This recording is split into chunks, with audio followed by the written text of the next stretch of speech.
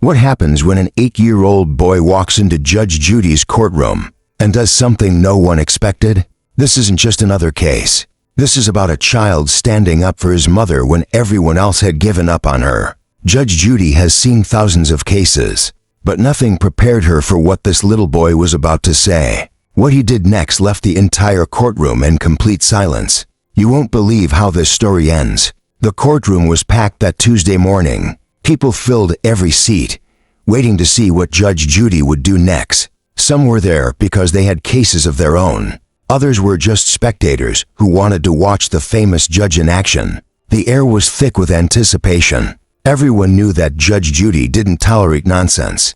She was known for cutting through lies and getting straight to the truth. People respected her for that. They also feared her a little bit. The bailiff stood near the door with his hands behind his back. He had seen hundreds of cases come through these doors.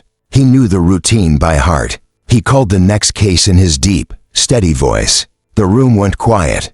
Everyone turned their heads toward the entrance. That's when she walked in. Her name was Sarah Mitchell. She was in her mid-30s, but she looked older. Life had been hard on her, and it showed. Her face was pale and tired. There were dark circles under her eyes. Her blonde hair was pulled back into a simple ponytail. She wore a plain blue blouse and black pants. The clothes were clean and pressed, but they were clearly old. The blouse had a small stain near the collar that she had tried to scrub out.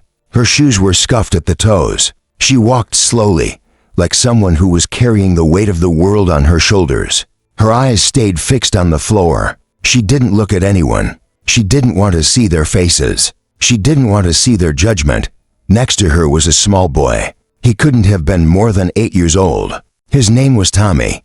He had messy brown hair that stuck up in different directions. His big brown eyes looked around the courtroom with curiosity and fear. He wore a jacket that was too big for him. It hung off his thin shoulders, and the sleeves covered his hands.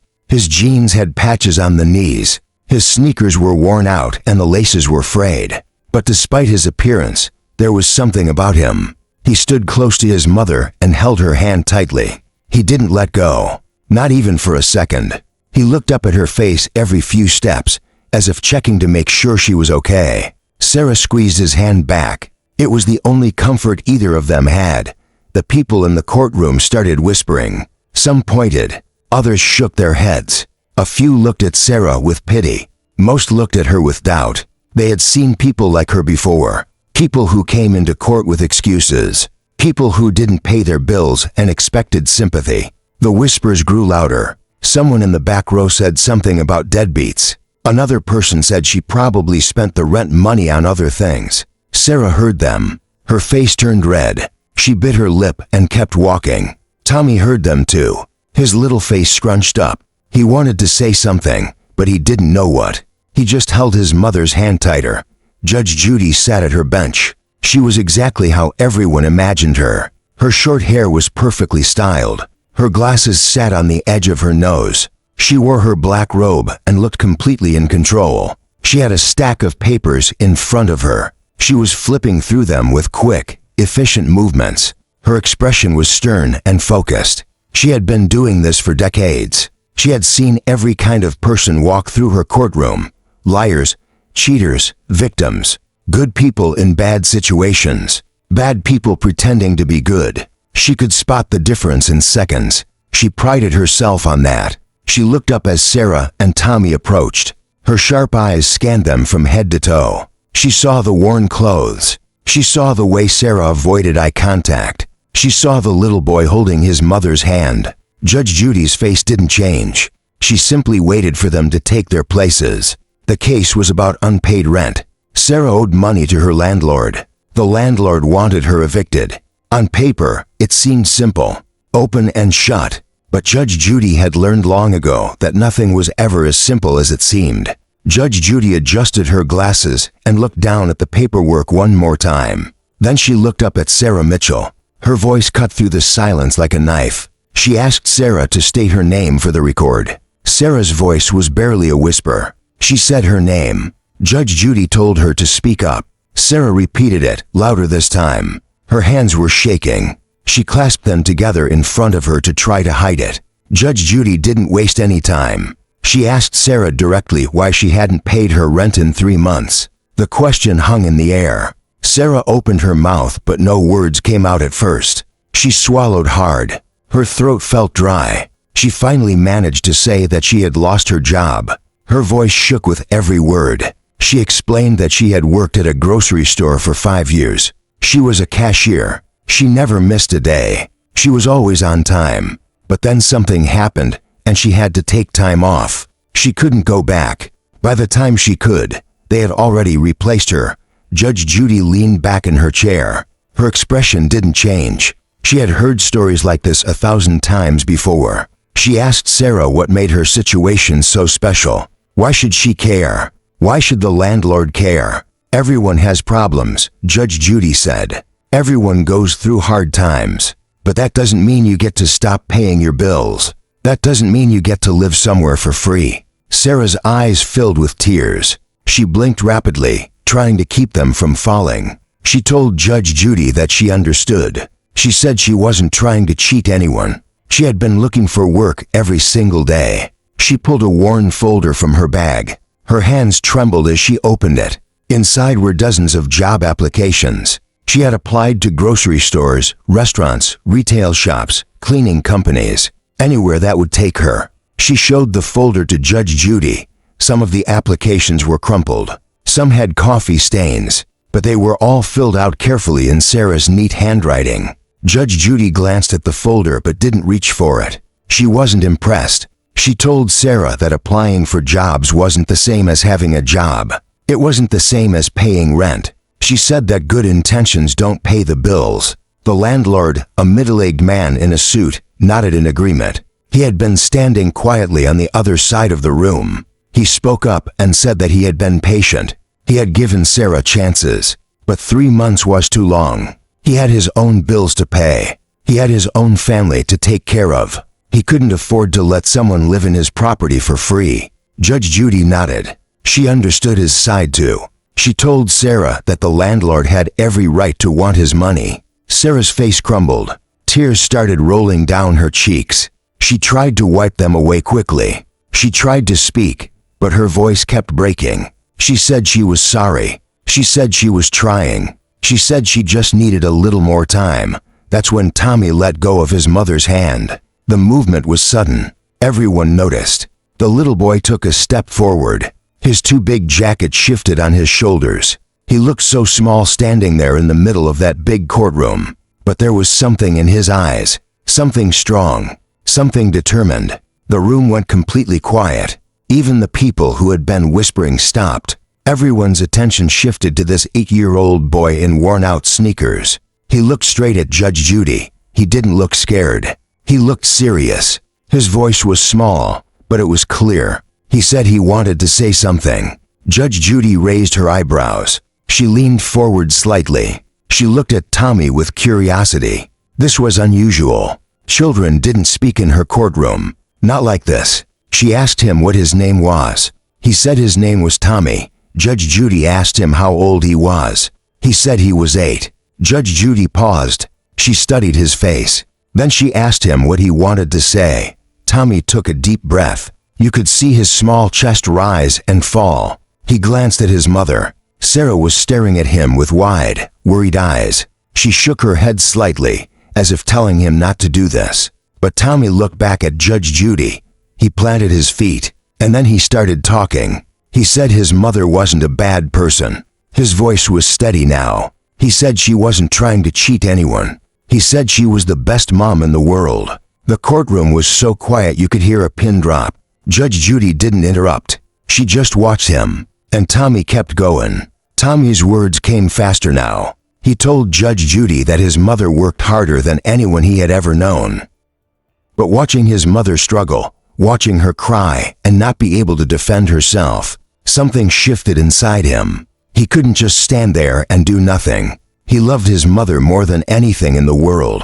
She was his whole world, and if she couldn't speak up for herself right now, then he would do it for her. He let go of his mother's hand. Sarah didn't notice at first because she was so lost in her own distress. Tommy took one small step forward, then another. His worn-out sneakers made barely any sound on the courtroom floor. The movement caught everyone's attention. The audience members, who had been watching with mild interest, suddenly sat up straighter. The bailiff turned his head. The landlord stopped looking at his watch, and Judge Judy's sharp eyes locked onto this small boy, who was now standing slightly ahead of his mother. The entire courtroom went quiet. It was the kind of silence that feels heavy, where even the smallest sound would seem loud. Everyone was watching Tommy, wondering what this child was about to do. He looked so small standing there in his too big jacket, his messy hair, his scuffed shoes.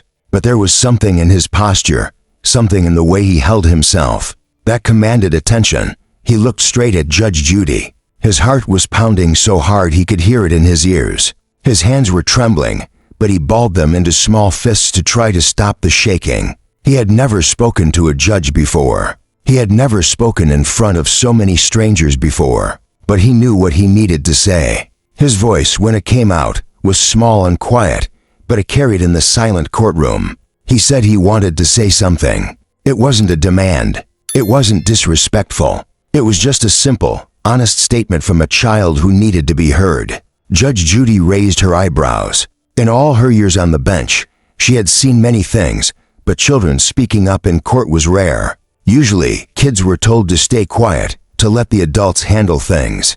But there was something about Tommy's earnest expression that made her pause. She could have dismissed him. She could have told him to be quiet and let the adults talk.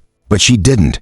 Instead, she leaned back slightly in her chair and asked him what he wanted to say. Her voice had lost just a tiny bit of its edge. It was still firm, still authoritative, but there was a hint of curiosity there now. Tommy took a deep breath, filling his small lungs with as much air as he could. And then he started to speak. And when he did, everything in that courtroom changed. Tommy's voice was still quiet, but it was steady. He looked directly at Judge Judy, not breaking eye contact even though his knees felt weak and his stomach was doing flips. He told Judge Judy that his mother wasn't a bad person. He said it with such sincerity and conviction that it immediately caught the attention of everyone in the room. This wasn't a child parroting something he had been told to say. This was coming from his heart. He explained that his mother worked harder than anyone he knew. She had always worked hard, every single day, to take care of him and make sure he had what he needed. She never took shortcuts. She never gave up. She was strong and brave, even when things were difficult. Tommy's voice grew a little stronger as he continued. He said that his mother didn't lose her job because she was lazy or irresponsible. She lost it because of him, because of something that happened to him. A few months ago, Tommy got very sick. It started with what seemed like a bad cold. He had a cough and a fever, but his mother thought it would pass like colds usually do. But it didn't pass. It got worse. His fever climbed higher and higher. He couldn't breathe properly. His mother took him to the emergency room late one night, terrified and holding his hot little body in her arms. The doctors told them it was pneumonia. It was serious. Tommy had to be admitted to the hospital immediately. He spent 2 weeks there, hooked up to machines and IVs, struggling to breathe. And during those 2 weeks, his mother never left his side. Not once. She slept in the uncomfortable hospital chair next to his bed every single night. She held his hand when he was scared. She sang to him softly when he couldn't sleep.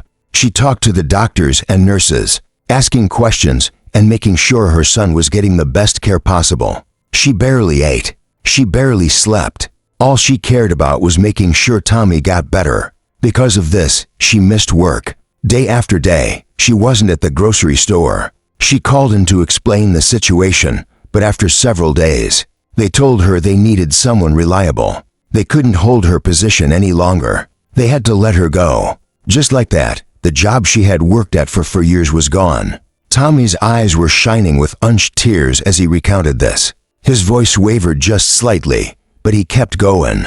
He said his mother could have left him at the hospital and gone to work. She could have tried to save her job, but she didn't. She chose him. She chose to be there for her son when he needed her most, even though she knew what it might cost her. And now they were being punished for that. They were being punished because his mother loved him and took care of him. Tommy's small hands clenched at his sides. He said it wasn't fair. His voice broke a little when he said those words. It wasn't fair that they might lose their home because his mother did what any good mother would do. The courtroom was absolutely silent. Not a single person moved. Some of the audience members had tears streaming down their faces. Others sat with their hands covering their mouths, overcome with emotion. The bailiff, who had seen countless cases and prided himself on remaining professional and detached, found himself blinking rapidly and looking away for a moment. Even the landlord, who had walked in looking annoyed and impatient, now shifted uncomfortably and wouldn't meet anyone's eyes. And Sarah, Tommy's mother, was crying openly now. She had been trying so hard to hold it together, but hearing her son speak about what she had been through, hearing him defend her with such pure love and loyalty, broke something open inside her. The tears flowed freely down her face, but Tommy wasn't finished yet. His voice grew even stronger now. He told Judge Judy that his mother always made sure he had food to eat, even when she went hungry herself. There were nights when she would make him dinner and tell him she had already eaten, but he knew she hadn't. He was young, but he wasn't stupid. He could see that she was getting thinner. He could see the way she would watch him eat with satisfaction, as if his full stomach somehow filled her own. She walked him to school every single morning, even when it was raining or cold, because they couldn't afford to fix their old car and the bus didn't run near their apartment. She would walk him there and then walk back home to continue her job search. In the afternoon, she would walk back to pick him up. Every single day that she helped him with his homework every night at their small kitchen table, she would sit with him patiently, helping him sound out words when he was learning to read, helping him understand math problems when numbers didn't make sense. She never made him feel dumb or slow. She always encouraged him and told him he could do it. And when he was scared at night, when he had bad dreams or when the shadows in his room looked frightening, she would come and sit on his bed and stroke his hair until he fell back asleep. She never complained about being tired. She never told him he was a burden. She never made him feel like anything was his fault. She just loved him and took care of him the best way she knew how. Tommy looked at Judge Judy with pleading eyes now. His voice was thick with emotion. He said his mother never stopped trying, even when things were hard, even when they had almost no money, even when she must have been scared and worried. She never gave up. She kept looking for jobs. She kept trying to make things work. She kept being the best mother she could be. And all he wanted was for someone to see that. All he wanted was for someone to understand that his mother was a good person who deserved a chance. Not charity, just a fair chance to get back on her feet without losing everything in the process. When Tommy finally stopped speaking, the silence in the courtroom was deafening. He stood there, breathing hard, his small chest rising and falling rapidly. He had said everything he needed to say. He had spoken from his heart and defended his mother with everything he had. Now all he could do was wait and hope that it had made a difference. Judge Judy sat completely still, her sharp eyes fixed on Tommy. Her expression was unreadable. For a long moment, nobody moved. Nobody breathed. Everyone was waiting to see what Judge Judy would do next. And then, slowly, she leaned back in her chair. Judge Judy was quiet for what felt like an eternity. The silence stretched on, heavy and tense. She looked at Tommy for a long moment, studying his face, seeing the tears he was fighting to hold back and the courage it had taken for him to speak. Then her eyes moved to Sarah, who stood there crying silently, her hand pressed to her mouth, overwhelmed by what her son had just done. Finally, Judge Judy's gaze shifted to the documents on her bench. She picked up a piece of paper and looked at it thoughtfully. When she finally spoke, her voice had changed. It still carried authority, but the sharp edge had softened considerably. She asked Tommy if everything he had said was true. She needed to hear it confirmed, needed to know that this wasn't exaggeration or a story they had rehearsed. Tommy nodded immediately, vigorously. Yes, he said. Everything was true, every single word. Judge Judy then turned to Sarah and asked her directly if she had any proof of the hospital stay. Her tone made it clear that this was important. She needed documentation, something concrete to verify the story. Sarah fumbled with her canvas bag, her hands shaking so badly she could barely unzip it. She pulled out several crumpled papers that she had been keeping. There were hospital admission forms, discharge papers, medical bills that showed the dates Tommy had been in the hospital, and documentation about his pneumonia diagnosis. She handed them to the bailiff, who brought them to Judge Judy. Judge Judy put her reading glasses back on and examined each document carefully. She took her time, reading through the dates, the diagnoses, the treatment notes. The courtroom remained silent as everyone watched her. The papers confirmed everything Tommy had said. Sarah Mitchell had indeed been at the hospital with her son for 2 weeks, during the exact time period when she had missed work. The dates lined up perfectly. Judge Judy set the papers down slowly and removed her glasses again. She looked at Sarah with a different expression now. It wasn't the harsh, skeptical look from before. It was something else, something that might have been understanding or perhaps respect. Then Judge Judy did something that shocked everyone in the courtroom. She turned her attention to the landlord. Her voice took on that sharp edge again, but this time it wasn't directed at Sarah. She asked the landlord his name, and he stammered it out, suddenly looking like he wished he were anywhere else. Judge Judy told him, in no uncertain terms, that this woman standing before them had been through enough. She said Sarah wasn't some deadbeat tenant trying to cheat the system. She wasn't someone who was lazy or trying to get something for nothing. She was a mother who had faced an impossible situation and had made the only choice a decent parent could make. She had chosen her child's health and well-being over everything else, including her own financial security. Judge Judy's voice grew stronger, more passionate. She asked the landlord if he had ever been in a situation where he had to choose between taking care of his family and paying his bills. She asked if he had ever held his sick child in his arms, terrified that they might not make it. The landlord opened his mouth as if to respond, but no words came out. He simply stood there, looking increasingly uncomfortable.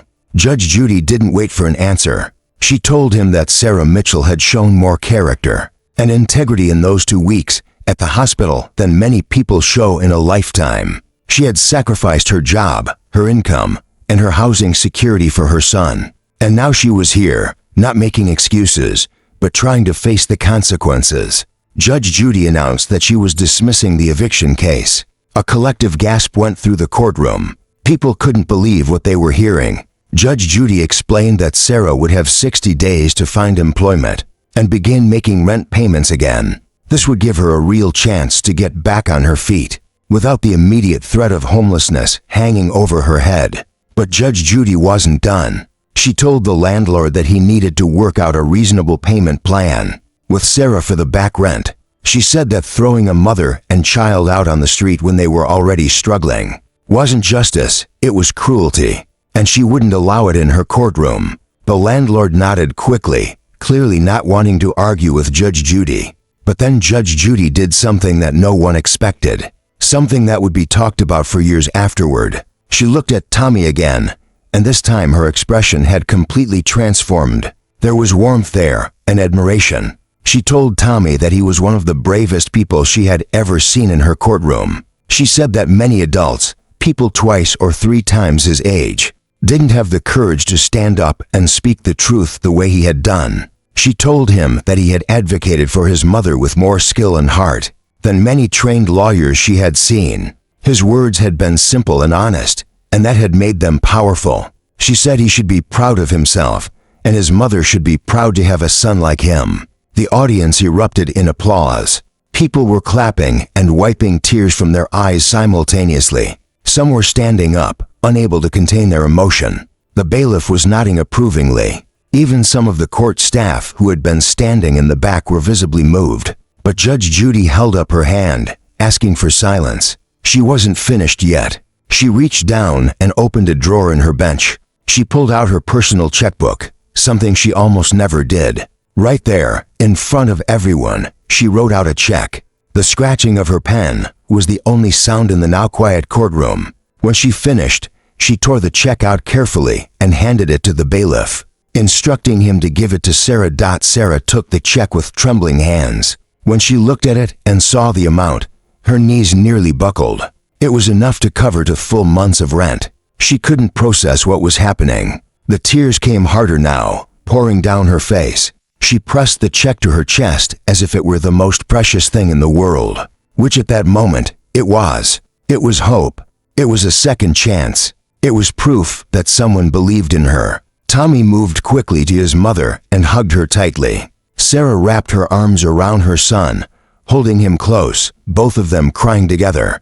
Judge Judy told them to leave her courtroom and start fresh. She said she expected Sarah to find work, to rebuild her life, and to continue being the kind of mother who would raise a son as remarkable as Tommy. She said the next 60 days were a gift, but what Sarah did with that time was up to her. Sarah nodded through her tears, unable to form words, but the gratitude in her eyes said everything. The bailiff gently guided them toward the exit.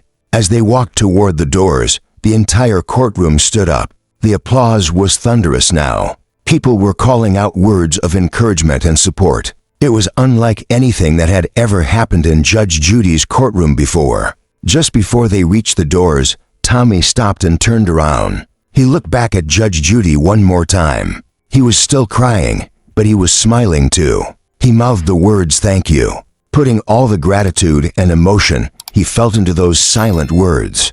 Judge Judy saw it. She gave him a small nod, and the tiniest hint of a smile touched the corners of her mouth. Then Tommy and his mother walked out of the courtroom together, hand in hand, ready to face whatever came next. They left with more than just money. They left with dignity, with hope, and with the knowledge that sometimes, when you speak from the heart, people really do listen. The case was officially over. But what had happened in that courtroom would ripple outward far beyond those walls. The people who had witnessed it would tell their friends and family. Some of them would think differently about the struggles of others after seeing what Sarah and Tommy had been through. The landlord would go home that night and look at his own children differently, perhaps with more gratitude and awareness.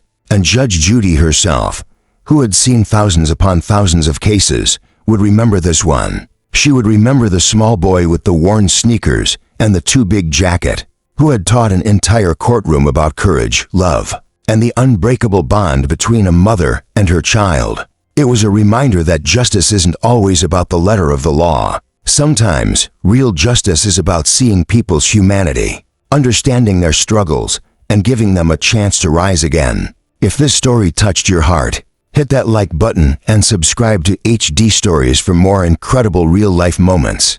Don't forget to share this video with someone who needs to hear this today.